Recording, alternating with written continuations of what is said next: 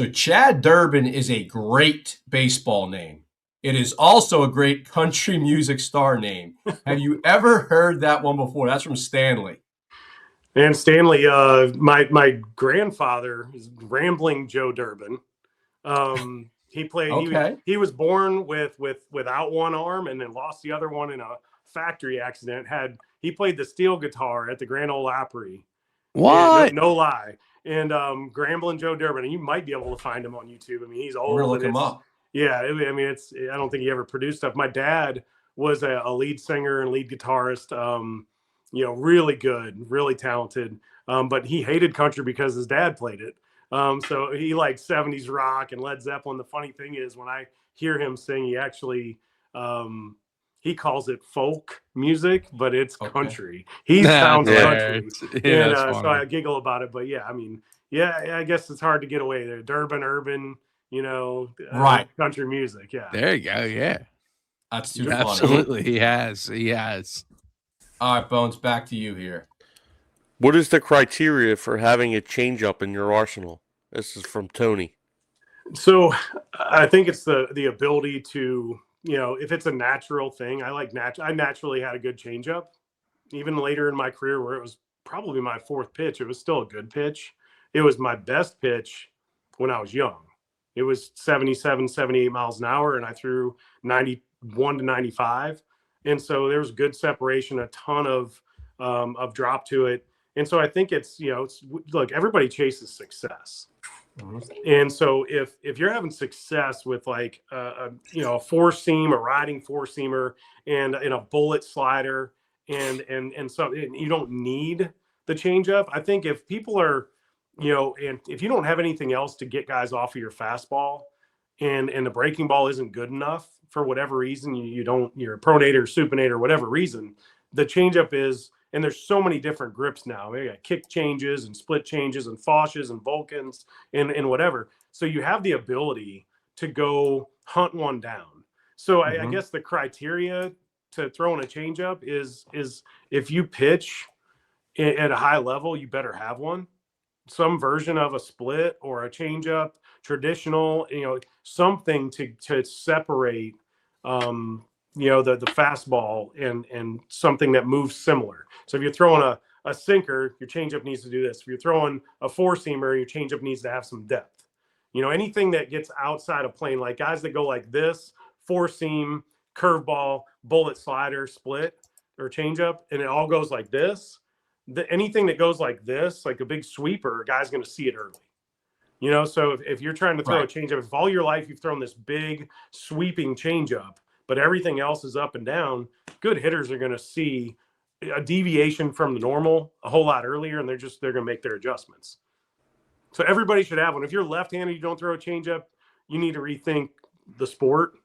Like we have some kids that come into our they're really good. I mean, guys going to high, mid majors or some Power 4 schools, maybe even getting drafted, and they're left-handed, and they don't throw a changeup. And I was like, I understand why you don't throw one in high school. You throw 94 miles an hour. If you throw an 84-mile-an-hour changeup to a Joe Schmo, regular, pretty good high school player, he's going to hit it like it was your heater. I understand why. So I guess the criteria would be that you pitch at a high enough level that you need it. Awesome. This is from Bonzi, another OG Red Rider. So what did it feel like to play in Philly versus other cities, Chad? It was a lot different. And I was told by, and I think I said this the last time we got on, but not recording.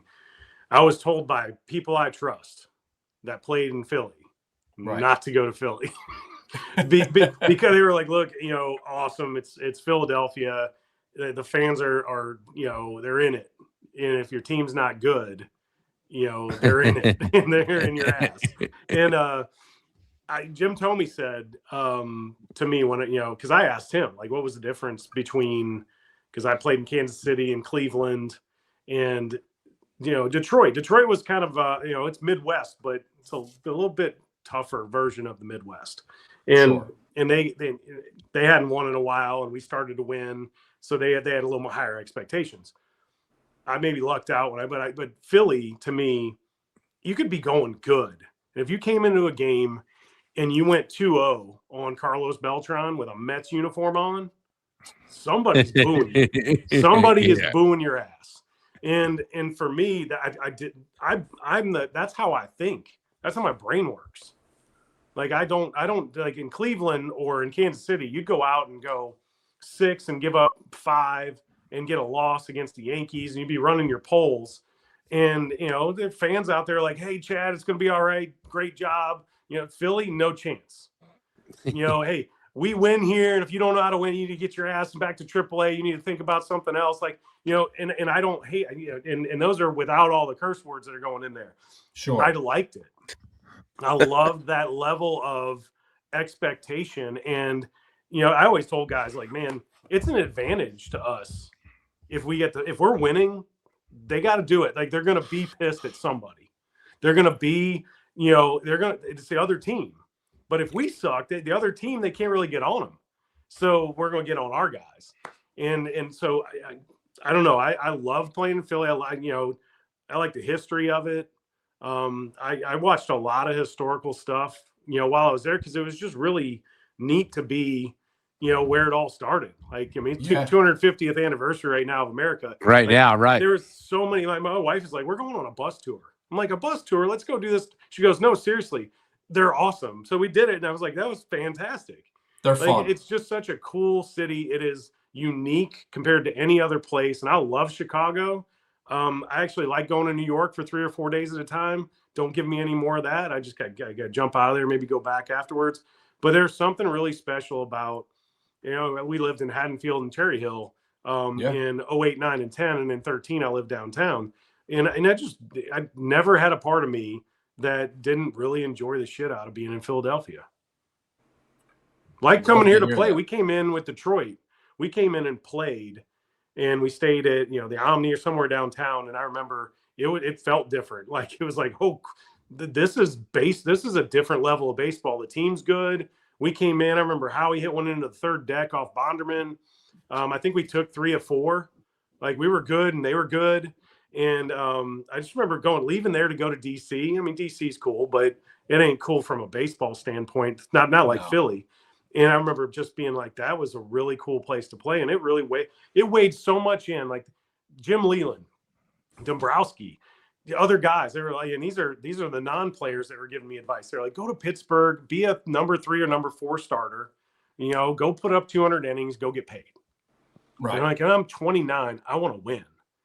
And I remember when Philly showed some interest, I remember thinking like, that would be they're going to win. If I'm good enough, I wanted to be the 5th starter. I didn't want to be the reliever that I turned into that we all remember during that little stretch. I wanted to be the 5th starter. I came in to replace Adam Eaton. And we kind of circled it. And we were like, he's gone at some point because they're winning. And in an odd way, I'm kind of proud of this as like a personal character trait. I hunted him down in spring training to make him my catch partner. Not so I could beat him up, or I wanted to make him as good as possible. Mm-hmm. And vice versa. And we kind of had that dialogue. They're going to start talking about us. If I'm pitching really well and you suck, media's going to start painting this a certain way. If we're playing catch and walking in together and going to eat dinners together and stuff like that, we're going to control the narrative. If you're really good, if you can be the Adam Eaton they signed, you're going to win 15 games. This club is going to score runs. And all you got to do is beat the other team's 4th or 5th guy. And so that's why I came in. And I remember thinking like that, I don't care in what role. I just want to win. It's time. And I just enough with the Tigers where we won, like I told you, we won 89 games, didn't make the playoffs. I liked winning. Like, it was way better than getting paid and losing.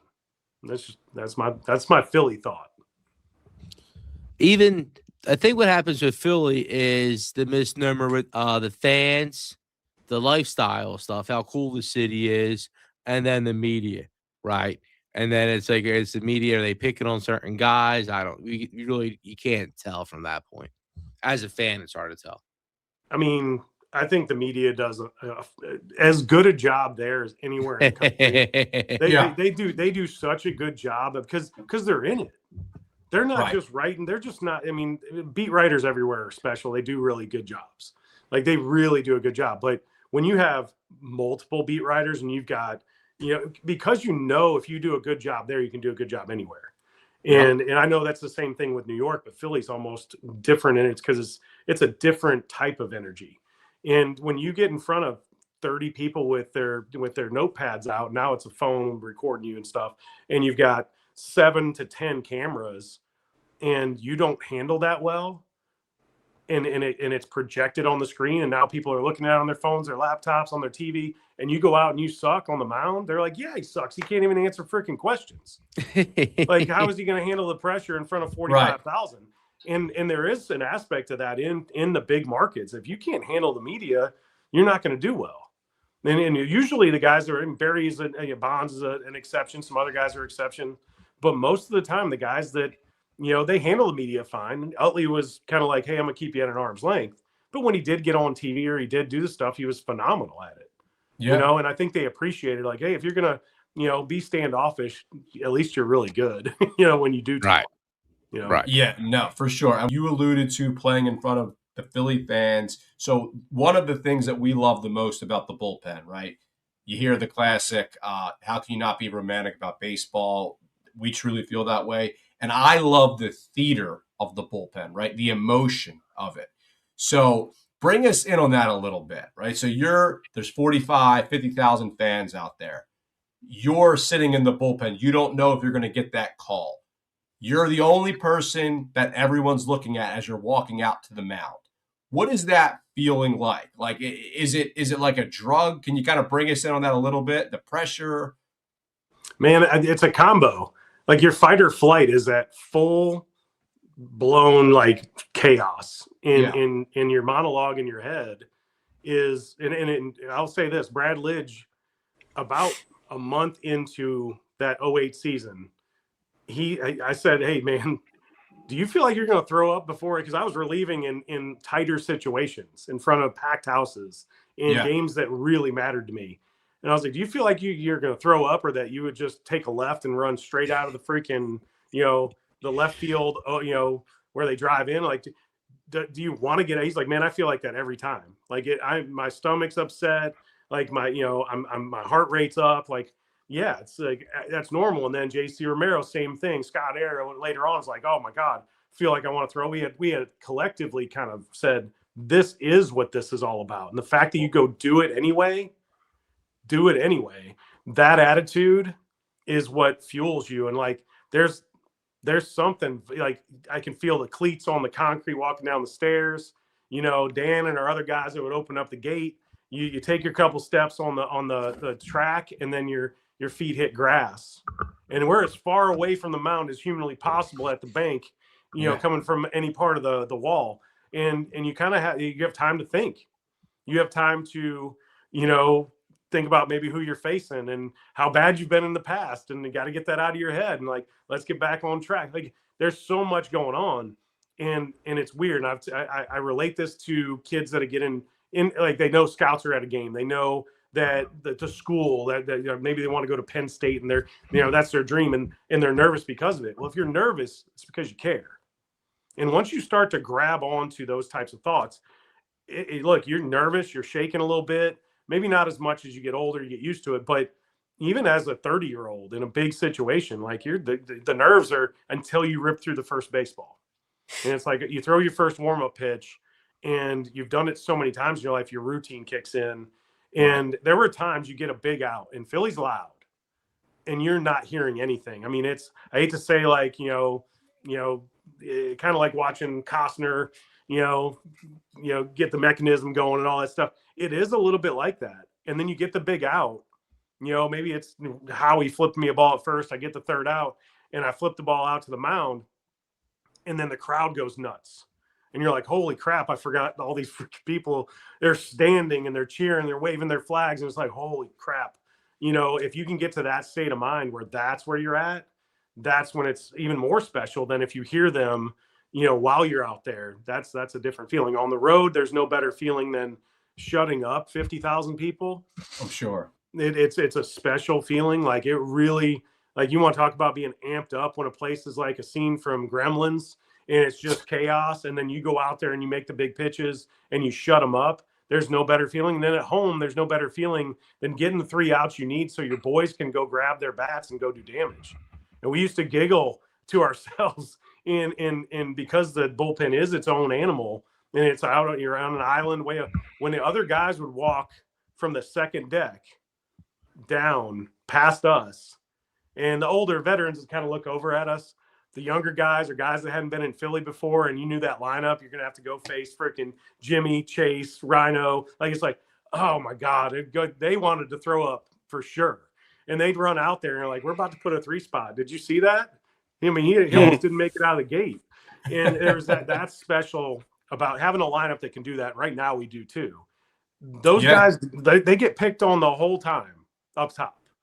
Like, I mean, I think Wagner, initially, the Phillies were up top. I was in Cleveland that year when the place opened up in 03, 04. 04, they had the bullpens flipped. And so the first day, we're on the road, we're on the bottom, we're like, man, this should be, why are we not up there? Next day, we show up and we're up there. You know, so Wagner was like, absolutely freaking not. I am not about to warm up facing all these people for the next 3 years of my life. It ain't happening. Yeah, so they flipped it. But the advantage to that, and that he did it probably because he didn't want to be that. The advantage was now you flipped everybody else up there. And just guys would complain about it coming in, you know, they're like, hey man, you want to go grab some lunch or whatever day they get in, you know, they got in the night before. Yeah, I'll go grab lunch. And they're like, man, I'm not looking forward to spending the next 4 days, you know, up top, listening to your freaking fans tear into our, you know, they got the internet now on their phone. They know my wife's name. Like, they're going to get on me for the next couple of days. I'm like, yeah, you're getting paid to deal with it. For sure. Yeah, Wagner did that. He mentioned it because in case there was a bench clearing brawl, right? If that's the excuse he used, great. I think it was just common sense. I don't want to be up top. You know, when I give up, when I blow a save and the next day I go out there and somebody says it to me, I don't need to be within, 5 feet of that dude. Right. Yeah. Chad, when you put it like that, like all the bright lights and all the eyes, and when you put that in perspective of like that Orion Kerkering decision that he made at the end of the year last year, you know, young guy, obviously you were in his shoes from a reliever standpoint. What were you thinking when you saw that happen? I hate to say it this way. You can't hear anything. It's loud. Okay. So Right. anybody saying that JT should have yelled louder or been more emphatic, I think he went to pick up a baseball and in his peripheral, he probably didn't know the outs.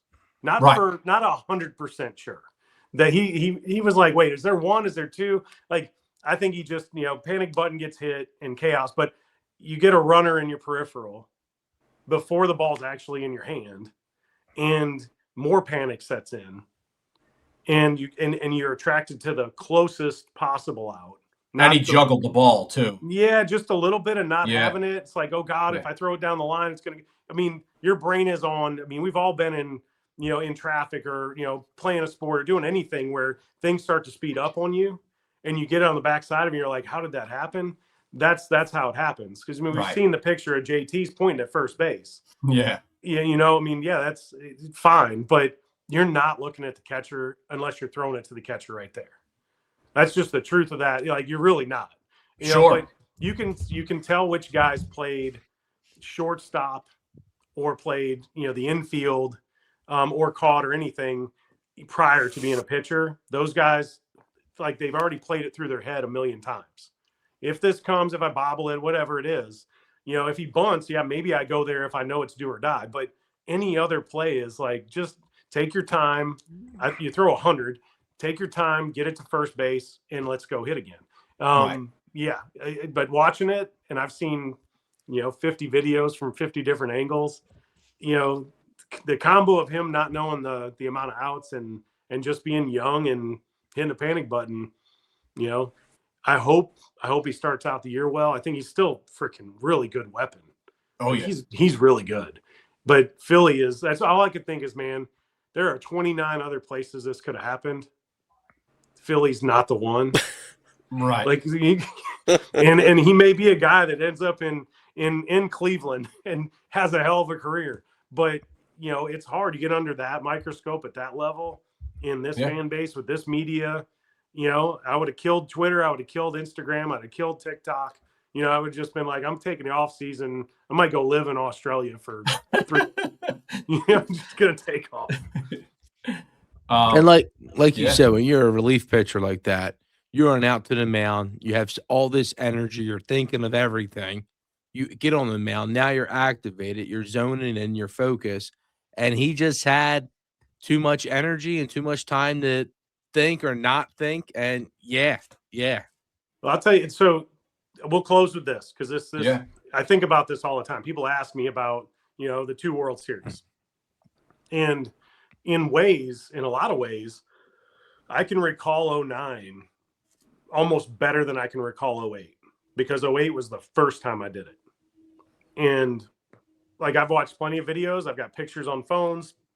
Everybody archived it well. Like, I remember 08 better now because it's more meaningful and parades and all that stuff. But as far as the baseball part of it, all I could think about in 09 was, and I gave up a couple of hits in the World Series that mattered, Posada and Jeter. And, you know, Posada's was a broken bat. And I think, you know, Victorino probably, if he gets a good jump, catches Jeter's ball. And I'm only saying that because I felt like I executed really well in 09, and I remember it. I remember how calm I was compared to 08.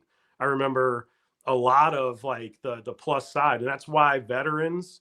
I'm saying this because Skirkring could very well, if he gets back in that situation, be like, the worst that could possibly happen has already happened.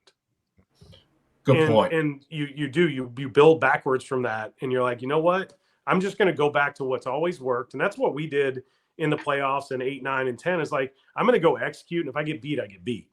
In 08, I remember thinking like, I feel like I'm making my debut all over again every time I go out, because this means so much to this city. It means so much to my family. It means so much to my teammates. It means so much to the guys freaking scooping ice cream and doing tickets and driving Ubers and like all that stuff. Right. It meant so much. I don't think Uber existed in 08, by the way. We weren't going to correct you on that. Well, so my wife took an Uber from Philly to New York in like 2009 or 10. Oh, really? Yeah. She took an Uber.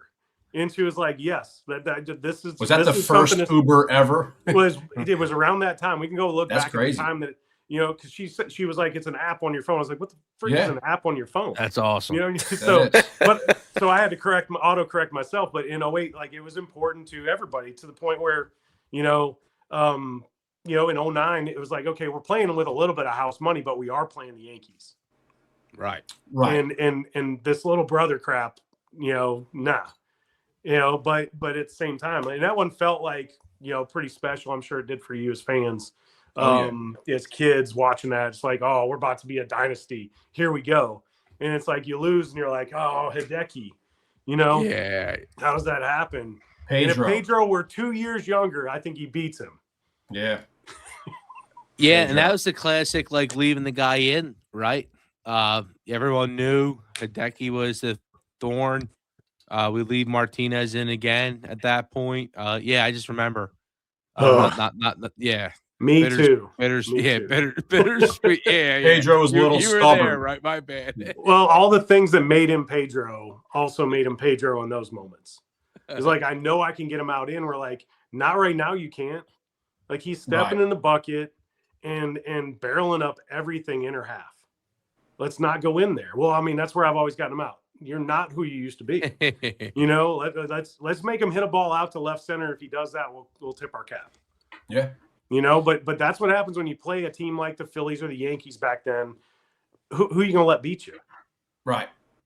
Teixeira, A-Rod, Jeter. Like, it's like, pick your poison. Like, if you walk him to get to the next guy who's going to the Hall of Fame and he beats you, then you look like, you're wrong. And so, Pedro wasn't wrong. I think it just was one of those where, you run into a red hot guy like that, you just put him on first base or hit him or something. No doubt. All right, Chad, we've taken a lot of your time. This has been incredible. And again, thank you on behalf of all of us. We really appreciate it. I appreciate it. Y'all too. There you go. Yeah, man. Thank you so much for your time. There's a gazillion questions. Every question, there's like 18 different avenues. I feel like we could take it. So thank you. Appreciate it. Good night. Thank you. Right, Appreciate it. Talk to you soon. All right.